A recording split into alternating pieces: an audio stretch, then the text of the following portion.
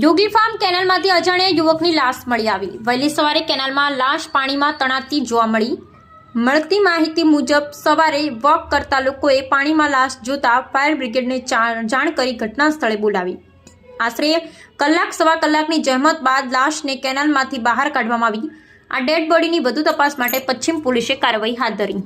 મારું નામ નિખિલ પટેલ, હું નડિયાદ ફાયર બ્રિગેડમાં ફાયરમેન કમ ડ્રાઈવર તરીકેની પોસ્ટ પર ફરજ બજાવું છું। આજે અમને ડિસ્ટ્રિક્ટ ફાયર ઓફિસરના કોલ દ્વારા જાણ મળેલ કે નડિયાદ શહેરમાં યોગી ફાર્મ જોડે ઝલક નહેરમાં એક ડેડ બોડી તરતી આવેલ છે।